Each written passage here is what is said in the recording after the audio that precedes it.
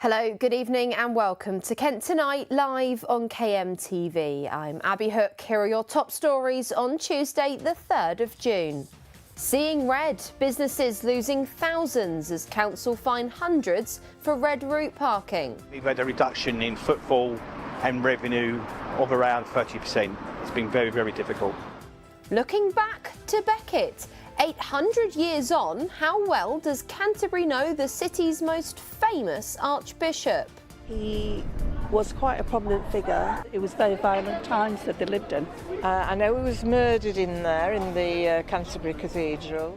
And leave our land alone. Romney Marsh campaign group marches in protest of solar panel plans. We have other options to make energy, and with the best one in the world, solar is an intermittent energy source.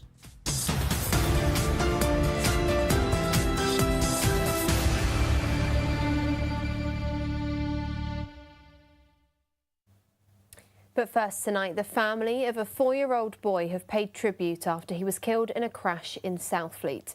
Peter Mahon was sat in a car when it collided with another on Sunday evening. His father remains in critical condition as 2 people have been arrested in connection with the incident. Well, our reporter Bartholomew Hall joins me in the studio now. Bartholomew, what more do we know? Well, the incident took place on Sunday evening at around 9:30 p.m. and it involved 2 grey Ford Rangers. Police told us they then closed the road for several hours as 3 people from the same vehicle were taken to hospital. And that includes 4-year-old Peter Mahon, who you mentioned sadly died while at hospital, his 1-year-old sister, who was treated for minor injuries before being discharged, and their father, 24-year-old Lovell, who remains in critical condition in hospital this evening. Now, the latest is that 2 men have been arrested in connection with the incident, a 27-year-old from Darenth and a 53-year-old man from Swanley. Now, both of those men remain in custody this evening as police continue their questioning. And that's the scene of the crash at the time where police closed the road, as you said, but we've seen lots of tributes coming in now for Peter. That's right, devastated family members and friends writing messages online describing him as a beautiful angel, sending messages such as "rest in peace, baby," straight to the gates of heaven, some going on to describe him as the kindest little boy and loving child. And what's next in the investigation now? Well, police are asking anybody who might have information, who may have witnessed the incident, which took place on Sunday evening, as I mentioned, to come forward and provide any sort of footage they may have had, dashcam footage. It's actually now being treated by Kent Police's Major Crime Unit, and they can be reached directly via the Major Incident Public Portal. All of those links available on Kent Online at the moment. And as always, Crime Stoppers can be contacted anonymously. All right, Bartholomew, thank you very much. An incredibly distressing story and more, as you say, on Kent Online. Thank you. All right, next this evening, a woman has died and another is still in hospital following a stabbing in Ashford. Police were called to Elson Close in Newton on Monday afternoon after reports of an assault. A woman in her 50s was confirmed dead later that day, and the second woman in her 30s remains in a serious but stable condition. Police say they were known to each other and the force is not currently looking for anyone else in connection with the incident.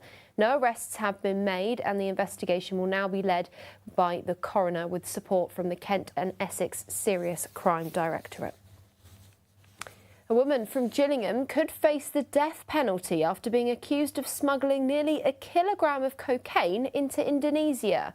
39-year-old Lisa Stocker was allegedly carrying the drugs through Bali Airport back in February. Her partner, 38-year-old John Collier, was arrested alongside her. Police say they were caught with 17 packages of the drugs hidden in Angel Delight packaging. A third British suspect appeared in court alongside them and they could all face the death penalty if convicted. Now, next this evening, double red lines in Rainham are costing a local business thousands of pounds every month. That's according to Stephen Goddard, who runs 3 shops on the town's main route. He says the business can no longer rely on passing trade. Medway Council painted the lines a year ago and claims the scheme has been a success. Tonight, Gabriel Morris can exclusively reveal how many drivers have been fined for stopping on them. Double red lines drive around Medway. You've probably spotted them. We've obtained exclusive figures showing how many drivers enforcement cameras have caught. The Brook in Chatham recorded the highest number of offences, with 655 penalty charge notices issued in January. That number dropped to 134 by March. On Rainham High Street, the figures have fluctuated. To give you a taste, 52 fines in December, 25 in January and 46 in February. One ice cream shop on the Red Route says the scheme has driven customers away over the last year. It's been very tough. I mean, we've had a reduction in footfall and revenue of around 30%. It's been very, very difficult. Obviously, we've tried to reach out to the council to get some sort of concession regarding the bay immediately outside our shop, but there's no concession being offered. And one of his customers says Rainham's lost its appeal, thanks to fines on the Red Line. Would this put you off coming back here again? Well, of course it will. £75 for an ice cream? I think that's a little bit expensive, don't you? We took the business concern straight to the councillor responsible for the Red Routes. There are actually more legal places to stop in Rainham and in the other 4 locations than there were previously. So I would say keep talking to us. If they have genuine concerns, we are always listening. And for those who do get fined, how does Medway Council spend that money? So if selfish drivers insist on being issued with PCNs and ignoring the rules, I'm not going to refuse the money that they are putting into the kitty to improve Medway's roads. Now, this time last year, Medway Council went about repainting some of these double yellow lines red. But what's the difference between those? Well, the idea of red routes is to free up traffic on some of the main routes around the town. It means on double red lines, you cannot stop at any time. Unlike double yellow lines where drivers can briefly stop to pick up passengers. A year since they've appeared in Rainham, what do shoppers think now? Do you think they're a good idea? Yes. Have you ever seen anyone stopping on a double red here? No, I haven't, but I know of somebody who did and they got fined. In places like this, as you just see, probably an ambulance went through earlier. Yeah, they're probably a reasonable idea. Oh yeah, definitely, especially around here, because otherwise it just gets clogged up. Medway Council told us they currently have no plans to expand the Red Route scheme. They also said the decision doesn't reflect the performance or response to the 5 current locations. Gabriel Morris for KNTV in Medway. Now, today marks the anniversary of Thomas Becket becoming the Archbishop of Canterbury. He was most well known for being killed by knights of Henry II, and after his death became a saint and a symbol of the church. But apart from all that, how well does Canterbury actually know arguably their most famous historical figure? Finn McDermott went to the city to find out. On the 3rd of June in 1162, Thomas Becket was nominated as Archbishop of Canterbury by a royal council of bishops and noblemen. But his tenure didn't last long. Only 8 years later, he was killed in the cathedral at the command of King Henry II. Since then, he's become a historic symbol of the church and a venerated saint. But it has been 863 years, so how well does Canterbury and its visitors know the city's most famous archbishop? Not a lot, other than that it was very violent times that they lived in. I know he was murdered in there, in the Canterbury Cathedral, and I've seen the spot where allegedly he was murdered. Henry expected that obviously his good old drinking buddy Thomas would do what he needed to really get the church, I think, under the control of the state even more so. He was quite a prominent figure within the history of Canterbury. Who will rid me of this turbulent priest? Those were the words of King Henry II, and there's some debate in history whether that was a genuine call to action for his 4 knights to burst through these very doors, or if it was just a fit of rage expressing his frustration at the Catholic Church. Well, whatever he meant, one thing's for certain, Thomas Becket was killed in the very church where he worshipped. The spot in the cathedral where Becket was stabbed is now marked with 2 swords, and the shadows represent the 4 swordsmen who took his life. After his death, Becket was honoured as a saint, with the Corona Tower at the cathedral built to house his holy relic, the top of his skull removed from his body. But was this common? Were other archbishops and religious figures as revered as he was? not in the way Thomas was revered. The impact of Thomas's murder was unlike anything at that time in the Christian world. It shocked people in Canterbury, in the surrounding area, and pretty soon throughout the Christian world. So you had a kind of pilgrimage to Canterbury that was unprecedented. And that was partly because of the violent nature of his death, but also it was because of this intriguing story of somebody who had transformed from the supporter of the king to the defender of the church. Many historians say that Becket's life began as soon as it ended, and that the story told throughout history is one of tragedy. But despite this, he was believed to perform healing miracles across his lifetime, and so, on the anniversary of his appointment as Archbishop, and with the Canterbury Cathedral holding tours of the Corona Tower built to honour him, it might be worth finding out more about one of the city's most iconic figures, as well as the man behind the martyr. Finn McDermott for KMTV in Canterbury. All right, now it's time for a very short break, but still to come, we'll be speaking with our local democracy reporter, Ollie Leader, about what Kent County Council's new efficiency policy means for us. And we'll be taking a look at a local flower group who have organised an event to raise money for charity in this week's Climate Roundup. All that and more ahead of a brand new episode of Kent on Climate coming up at 6:30 this afternoon. But more news from across the county in just a few minutes' time. I'll see you then.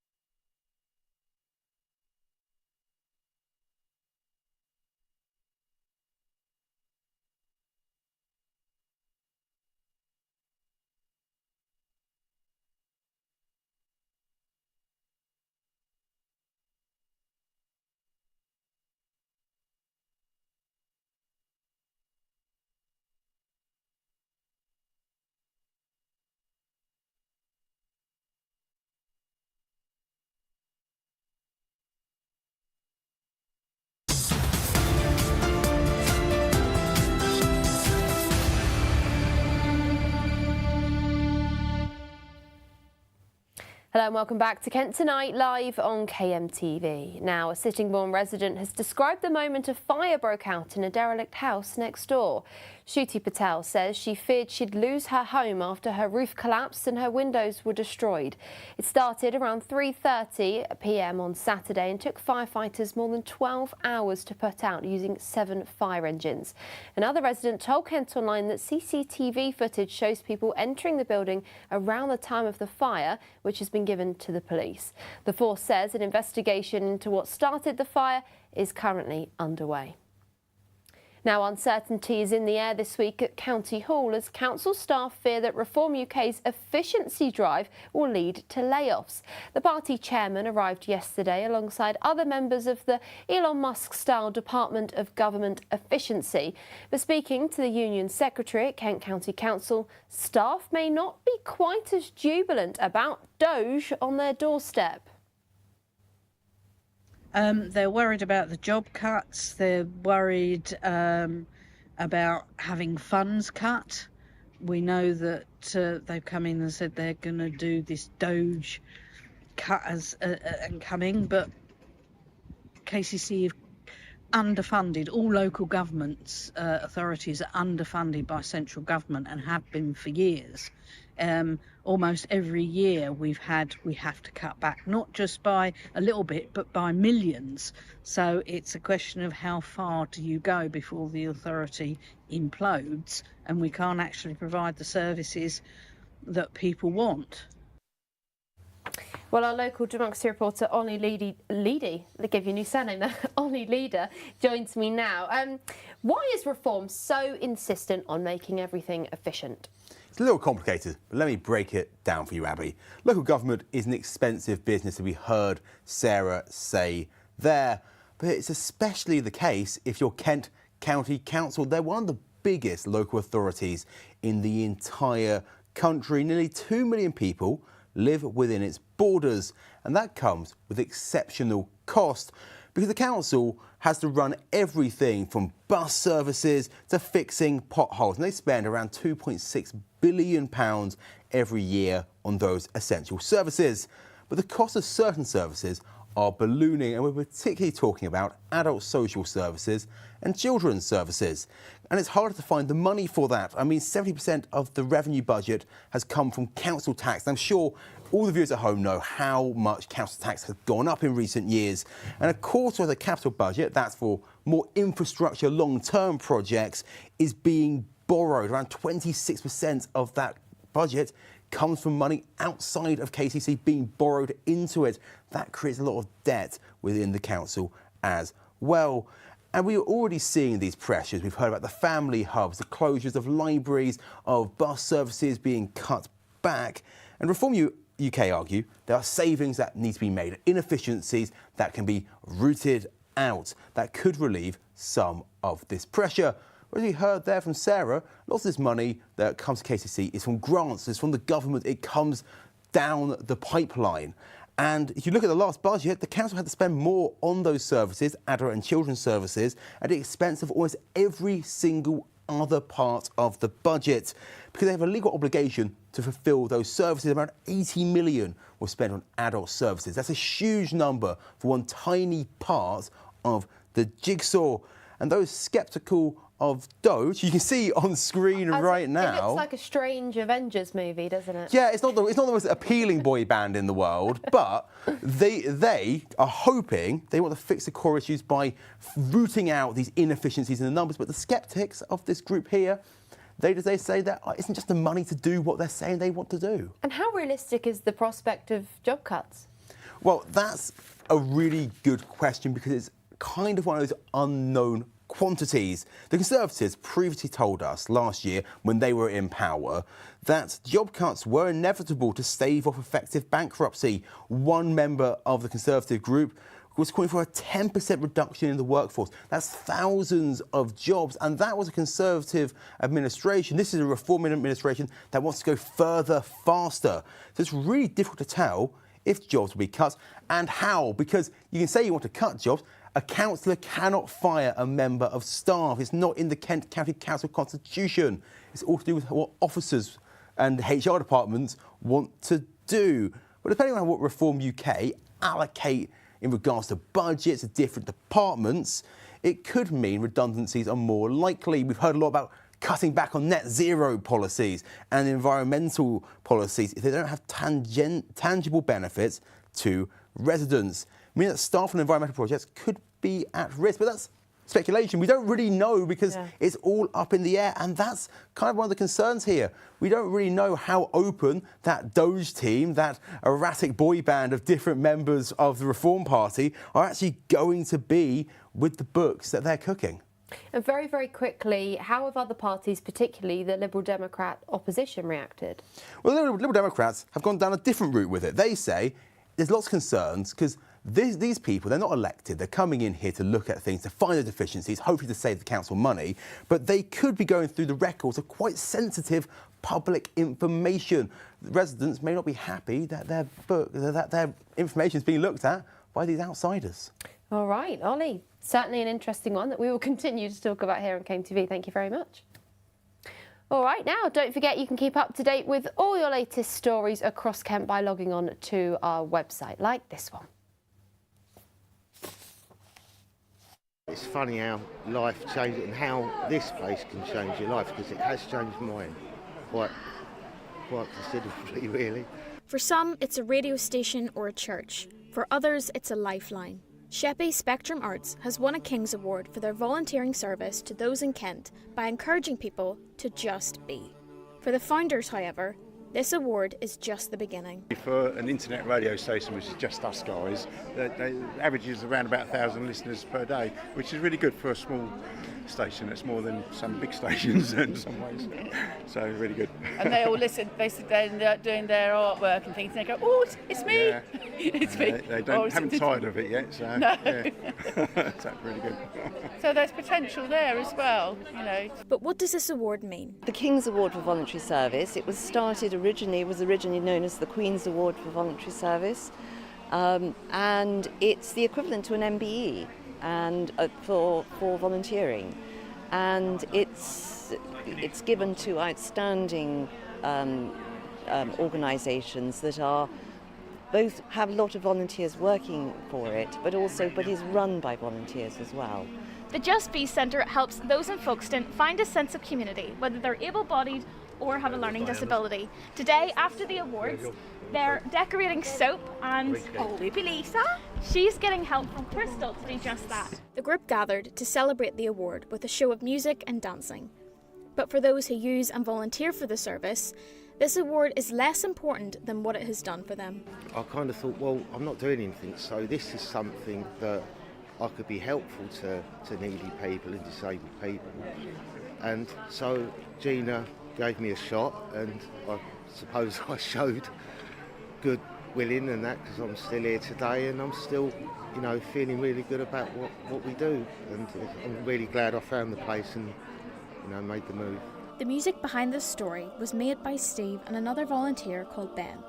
By doing these activities, they can not only develop their skills but encourage others to do the same. And with the group selling their volunteers art and CDs, they live up to their name of being busy bees. Kristen Hawthorne for KMTV in Folkestone.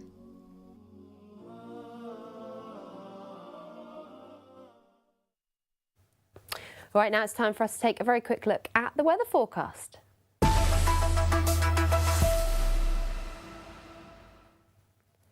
Tonight brings partly cloudy weather with temperatures of around 13 degrees, 12 down in Ashford and Tunbridge Wells. Tomorrow morning, much of the same weather with temperatures rising to around 15 and 16 degrees. Some wind picking up towards the afternoon as well. Temperatures climbing to about 18 degrees. Some sunshine behind the cloud in some parts. Unfortunately, some wet weather for us on Thursday. The same again on Saturday. Partly cloudy and sunny on Friday there.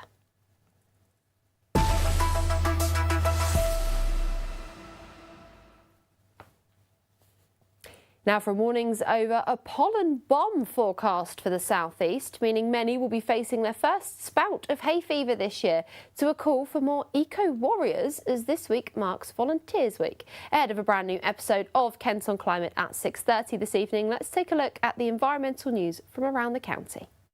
First up, pollen is on the rise. The peak pollen season is upon us with typical highs in late May, June and July. The first grass pollen bomb is forecast to hit the southeast this Friday. It is predicted that many people will be getting their first bout of hay fever this summer. A pollen bomb is an unofficial term to describe short bursts of high pollen production in the area. There are many ways you can help to reduce your pollen exposure, such as washing your clothes and face after being outside, vacuuming carpets and floors regularly, and wearing hats and wraparound sunglasses to prevent pollen getting in your eyes and hair. Next, a gardening team seeks to help raise funds for Heart of Kent Hospice. Blooming Green will be open to flower tours on the 14th of June to help teach people about the unique world of eco-flower farming, all while admiring the beautiful seasonal flowers in bloom. The ticket proceeds for this exclusive pre-season fundraising event will be donated to the Heart of Kent Hospice, who provide free end-of-life care to those living with a terminal illness. They will also be donating 20% of funds from the Pick Your Own Flower bouquets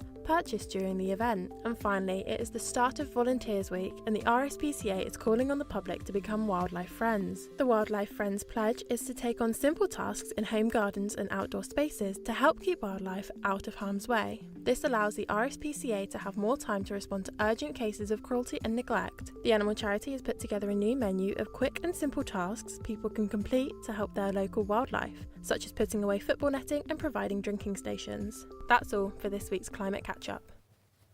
More environmental news coming up at 6:30 this evening, but stick with us. Straight after the break, a roundup of your headlines on Kent Tonight this evening. See you in a few minutes.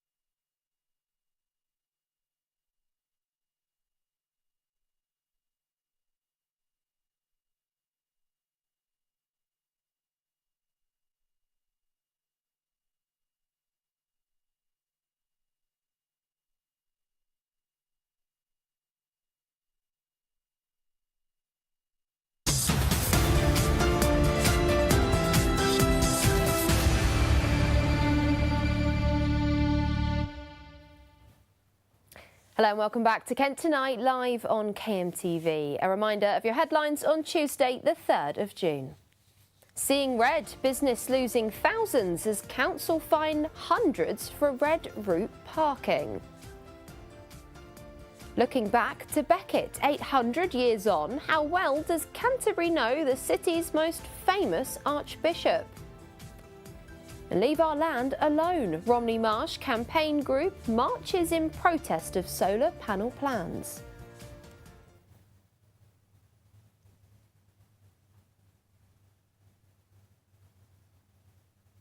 The first double red lines in Rainham are costing a local business thousands of pounds every month. That's according to Stephen Goddard, who runs 3 shops on the town's main route. He says the business can no longer rely on passing trade. Medway Council painted the lines a year ago and claims the scheme has been a success. Tonight we can exclusively reveal how many drivers have been fined for stopping on them. Gabriel Morris reports. Double red lines drive around Medway. You've probably spotted them. We've obtained exclusive figures showing how many drivers enforcement cameras have caught. The Brook in Chatham recorded the highest number of offences, with 655 penalty charge notices issued in January. That number dropped to 134 by March. On Rainham High Street, the figures have fluctuated. To give you a taste, 52 fines in December, 25 in January and 46 in February. One ice cream shop on the red route says the scheme has driven customers away over the last year. It's been very tough. I mean, we've had a reduction in footfall and revenue of around 30%. It's been very, very difficult. Obviously, we've tried to reach out to the council to get some sort of concession regarding the bay immediately outside our shop, but there's no concession being offered. And one of his customers says Rainham's lost its appeal, thanks to fines on the red line. Would this put you off coming back here again? Well, of course it will. £75 for an ice cream? I think that's a little bit expensive, don't you? We took the business concern straight to the councillor responsible for the red routes.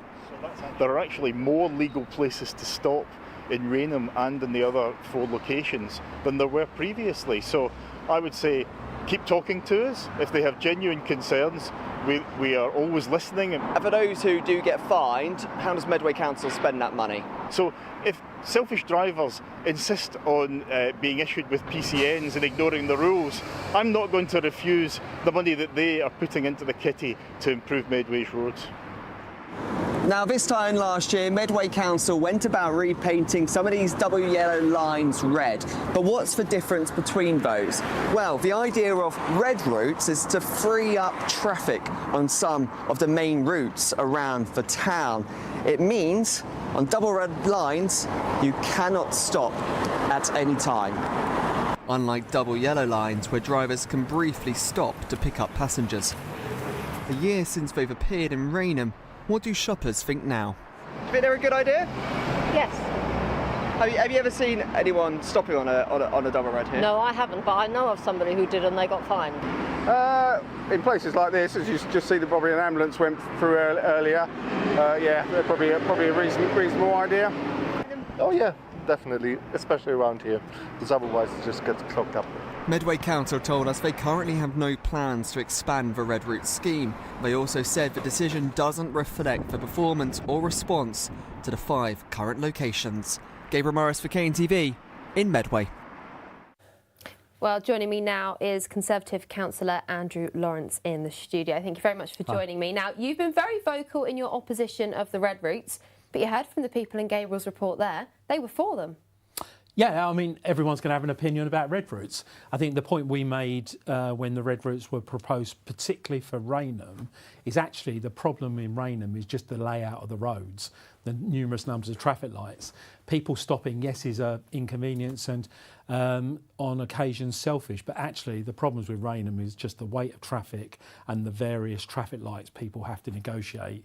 So I'd be very interested to see whether Medway Council can justify that traffic flows have improved since the red routes were introduced. What can the council really do about the roads being a bad layout? They can't uproot all the buildings that are there and the pavements that are there already. So what else do you propose? Absolutely not. So let's fine hard-working, law-abiding residents who are just going about their daily business. I think there's a bigger problem here. If you take the red routes as one issue, but also the fines that are being levied on motorists around schools, and also for inadvertently entering yellow box areas, which on occasion aren't very well marked, to be honest with you. If you add to that the increase in car parking charges, why would you go to Rainham, face potentially entering a yellow box and getting a fine, stopping on a red route and getting a fine, and then parking and having to pay £2 or £3 for a couple of minutes of parking when you could go to Tesco's or Sainsbury's and park for free? It is decimating our local businesses. And again, just this point about, not everyone goes out of their way to purposefully park or enter a yellow box fine. So, it does strike me that Medway Council are really attacking the motorists here. And yet if you go to the Barnfield Recreation Ground, where there's absolute lawlessness with people using motorcycle and quad bikes, and the council seem not bothered. Well, we'll stick to the traffic issues and the red routes for now. If, as Alex said in that piece there, the money is going into improving the roads in Medway, I'm sure you'd want to see that with just the number of potholes that there are. But they're not. That's the whole point. No, Alex might be saying that. Alex actually quite sarcastically said he'll take money off hard-working residents who are already paying loads more in council tax but getting ever fewer services. The bottom line here is the biggest pothole in Medway is Medway Labour's budget, which is currently at a deficit of £40 million, and they're having to borrow to plug that. The other thing about this is as we said in a recent council meeting, the amount of money being spent on potholes is actually reduced. So I don't know where our Councillor Patton's getting his numbers from. I would be very happy if he could ring-fence all of that money that he's raising and spend it on potholes. That would be something that actually residents could see, but that's not happening. And let's be honest here, the School Street scheme, which is another area where the council have already issued something like 16,000 notices, they purposely in their budget papers state very clearly that the new School Street schemes will raise another £200,000. So with things like school streets as well, ultimately that's aimed at keeping children safe in particular. So how else would you propose that children are kept safe and clear from roads that can become incredibly clogged up with cars, and traffic is rife in these Medway towns? Yeah, but traffic's rife across Medway. We've got a big problem. Every time there's a problem on the M2, all the traffic comes through Medway. Everyone knows this. The thing with School Street is that on a number of those schemes, the council never proved the case that actually there was a road traffic problem. They're just about to introduce a School Street scheme outside Fairview Primary School, which is in my ward. There hasn't been an accident outside Fairview Primary School in living memory. No one can remember the last time a child was hurt outside. And also the other area here is about reducing pollution. Well, you're not going to reduce pollution if you just stop people parking outside of school for 2 hours a day. There's one more big issue about school streets. I have asked a number of times whether those cameras are actually switched off when the School Street scheme is not in operation. I'm still waiting for an answer. Well, we do know that someone actually had a fine while the school was out for term. Absolutely. But then Medway Council retracted that and said it was a mistake. So perhaps they've learnt from that mistake. I know you're very outspoken about school streets and red routes as well, and there's certainly a case to be heard for both sides. But a few people there and the council themselves saying the money from the fines is going back into the roads, and it's for the safety and the traffic in the area. Not. We'll leave that debate there. One we will continue to have at Came TV. Andrew, thank you so much for your time today. All right, now, today marks 8 centuries since Thomas Becket became the Archbishop of Canterbury. Finn McDermott's been down to the city. On the 3rd of June in 1162, Thomas Becket was nominated as Archbishop of Canterbury by a royal council of bishops and noblemen. But his tenure didn't last long. Only 8 years later, he was killed in the cathedral at the command of King Henry II. Since then, he's become a historic symbol of the church and a venerated saint. But it has been 863 years, so how well does Canterbury and its visitors know the city's most famous archbishop? Not a lot, other than that it was very violent times that they lived in. I know he was murdered in there, in the Canterbury Cathedral, and I've seen the spot where allegedly he was murdered. Henry expected that obviously his good old drinking buddy Thomas would do what he needed to really get the church, I think, under the control of the state even more so. He was quite a prominent figure within the history of Canterbury. Who will rid me of this turbulent priest? Those were the words of King Henry II, and there's some debate in history whether that was a genuine call to action for his 4 knights to burst through these very doors, or if it was just a fit of rage expressing his frustration at the Catholic Church. Well, whatever he meant, one thing's for certain, Thomas Becket was killed in the very church where he worshipped. The spot in the cathedral where Becket was stabbed is now marked with 2 swords, and the shadows represent the 4 swordsmen who took his life. After his death, Becket was honoured as a saint, with the Corona Tower at the cathedral built to house his holy relic, the top of his skull removed from his body. But was this common? Were other archbishops and religious figures as revered as he was? Not in the way Thomas was revered. The impact of Thomas's murder was unlike anything at that time in the Christian world. It shocked people in Canterbury, in the surrounding area, and pretty soon throughout the Christian world. So you had a kind of pilgrimage to Canterbury that was unprecedented.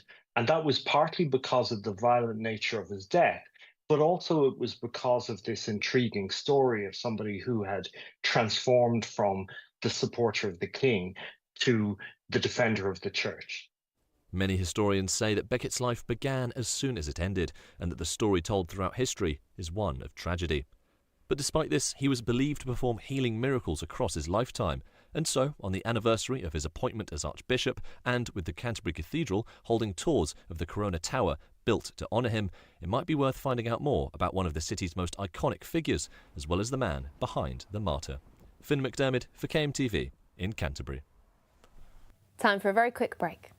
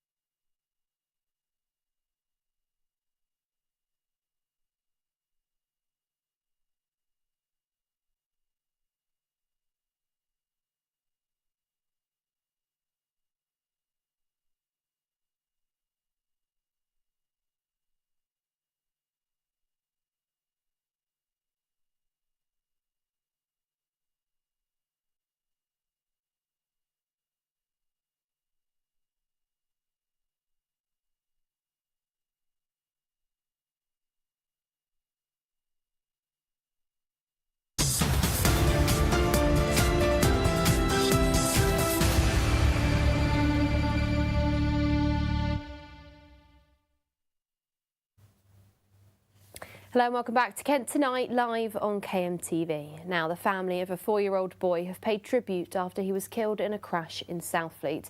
Peter Mahon was sat in a car when it collided with another on Sunday evening. His father remains in critical condition this evening as 2 people have been arrested in connection with the incident. Well, our reporter Bartholomew Hall joins me in the studio now with the latest. Bartholomew, incredibly sad story. What can you tell us?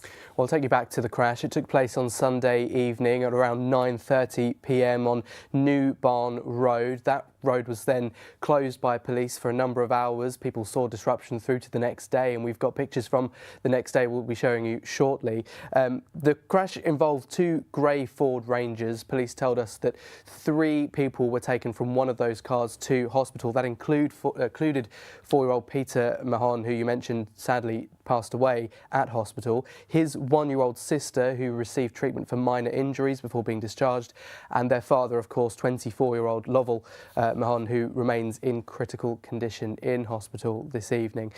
Now, the latest from the scene is that 2 men have been arrested in connection with the incident. There's a 27-year-old man from Darenth and a 54-year-old man from Swanley. Both of those remain in police custody this evening as inquiries continue. And what can you tell us about the tributes that have been coming in for Peter? Well, of course, there's been a number of messages that have reached us here from devastated family members, friends, describing him as a beautiful angel, mentioned his nicknames, Peter Rabbit, many people commenting that online. People describing him as golden, saying he's a little angel, straight to the gates of heaven, and some going on to describing him as the kindest little boy and loving child, a beautiful baby boy, and many people saying rest in peace. And what can you tell us about the police investigation and what's next? Well, of course, those 2 people, as I mentioned, remain in custody this evening. Police are asking to hear from anybody who may have seen the incident, witnessed it. It's now being investigated by Kent Police's major crime unit. As I mentioned, it involved 2 grey Ford Rangers, happened on roughly 9:30 p.m. on Sunday evening. So anybody who may have been around the area at that time is asked to come forward, share any sort of dash cam footage that they may have, and that can be uploaded to the major incident portal. All of those links available over at Kent Online, as well as the Crime Stoppers number, who can always be contacted anonymously. OK, Bartholomew, as you said, more information over on Kent Online, those tributes that have been coming in as well. Thank you very much for those details. All right, now this weekend, a Romney Marsh campaign group will be taking to the countryside to walk against mass solar energy schemes. The Hands Off Our Marsh group will be walking on footpaths and country lanes to raise awareness of the threat posed by some plans. Our climate producer Daisy Page spoke with Colin Woolard from the group. At the end of the day, food security must somehow trump, this sort of headlong rush into renewables. We have other options to make energy, and with the best one in the world, solar is an intermittent energy source, and we cannot get through a winter just on solar and wind. We need to have backup sources. So to send all of these fields into 20 plus 20 year lease agreements for solar, our food security is going to suffer as a result. Newchurch is just going to get swallowed up to the north. Old Romney's completely surrounded, and these are just the 2 that have come up for public consultation. We know from the Tech Register there are other schemes in the pipeline. It's literally like gold rush, because the way that electricity is priced with the marginal pricing, and particularly with renewables, there's literally like this gold rush fever from what can only best be described as solar prospectors that want to get onto this subsidies bandwagon. All of this agricultural land realistically will never get returned to agricultural use. You're talking 20-year plus 20-year, 40-year time period. I mean, will these companies be around in 40 years to remove all of the accumulated infrastructure from these fields? I really cannot see that's going to be the case. So this is what's, ringing massive alarm bells for all local residents in these areas. We're just seeing that, the whole area getting chewed up. Now, the companies say that they're going to be given vital support to the transition of these renewable energies, with the UK government goal of reaching net zero by 2050. 2050. So some people might be saying, why not these farmlands? Well, what is more important, food or intermittent energy? And most expensive energy. It's not as if anybody can make a case that any of our electrical power has got cheaper in the last 10 years. And, you know, particularly as we saw with the Ukraine invasion, energy prices went through the roof, and they might have eased off a little bit, but the trajectory is still ever higher. Renewables, unfortunately, because of the way they're priced, are the most expensive form of energy. What we should have done, what governments should have done, is to put investment into Dungeness. Dungeness is screaming out for a Dungeness C, or the small modular reactors. That's 365 days a year, 24 hours a day power, not this intermittent. When I know plenty about solar. I've got 140 kilowatts of solar here for my business, and I know what it can and what it can't do. So when I go into the consultation meeting with the solar developers, I'm simply not going to be swayed by their arguments that it works all the time, because it simply doesn't. I know from my own experience, it's intermittent. We have to supplement with a diesel generator. The realities of renewables, that they can supplement everything else, but they are not the answer. And for the government to head, entirely down this renewables route, it's only going to end in tears, and it'll be consumers that pay for it. And it seems such a crying shame to see such a historically important landscape as Romney Marsh literally destroyed with these schemes. And it's the cumulative effect that is really the most alarming, because there's so many schemes being proposed. Right, well, our climate producer, Daisy Page, joins me in the studio now, ahead of a brand new episode of Kent on Climate in about 8 minutes' time. All right, Daisy, that's a very contentious issue, of course, with that protest planned this weekend. A lot of people weighing up the odds and trying to decide what they'd rather. Yeah, well, Colin was saying that the residents will be walking around, and he said it's what the residents will be losing is what they're going to be putting their hiking boots on, walking around to see what the residents will be facing the loss with. But this is all kind of to help with the net zero target set to reach net zero by 2025. And that has been set by the UK government. And both companies have said that they're providing a vital contribution to this by introducing these solar schemes. It also said that it's transitioning to low carbon and secure energy systems, but as Colin said, there is it energy or food, and it'll be a debate to follow closely in the future. But we've got a bit of a longer interview with Colin during Kent on Climate, so it'll be a bit more into detail of what he thinks and what he says the impact will be on residents as well. Yeah, definitely, and then we'll hopefully hear more as well after the protests, and as it continues as well, and if those solar panels do in fact go up. We had a little sneak preview there I saw on the screen. Some litter come up. It's something you're talking about in Kent on Climate this evening. Well, we always like a day here, a special day of some form, and one coming up this Thursday, June the 5th, is World Environment Day, and this year's theme is about plastic pollution and learning to tackle it, and they want to raise awareness of how we can do this. Now, this was started in 1973 by United Nations Environment Programme, and there's been a hashtag going around this year.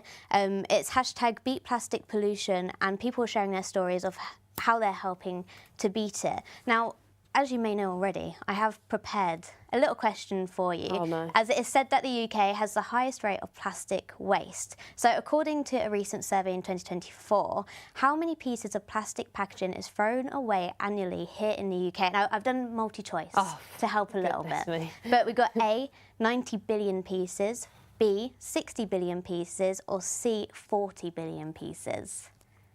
I'll go the highest, because in my days of producing Kent on Climate, I learned a lot about the environment and how bad we are for it. So I'll go with the highest, 90. Yeah, and you're correct. And I actually had to go back and reread this, because I was thinking how much, but it's individual pieces of packaging, and that's really amazing. The Uleys that we actually saw earlier, if we can get them back, they were just down the road from us. I sent a couple of our production assistants out today, and I was like, I know, I drive past it every day because I was like, I need some footage. We're doing this Uley in Kent on Climate today, and I know down that road you'll definitely be able to get some. So it just shows that it's not far away from us. We might not see it. I think we don't really acknowledge it every day now, do we? But it is really around us and so close to us. Yeah, it's terrible seeing all of that.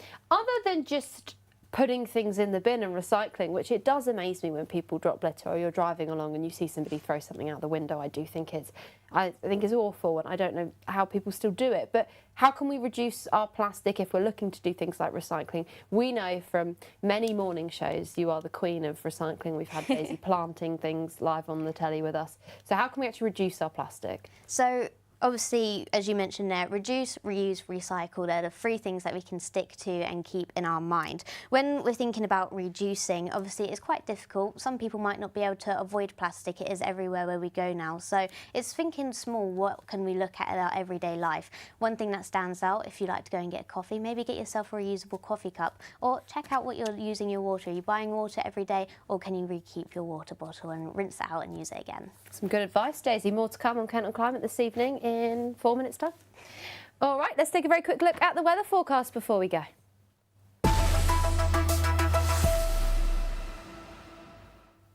Tonight, partly cloudy weather with temperatures between 12 and 13 degrees in parts of the county there and by the coast. Wind picking up just slightly tomorrow morning. Temperatures between about 15 and 16, staying dry, some sunshine behind the clouds perhaps. And into the afternoon, a lot of cloud. High wind speeds too. All right, that's all we've got time for on Kent Tonight this evening. Stick around for Kent on Climate. Bye-bye.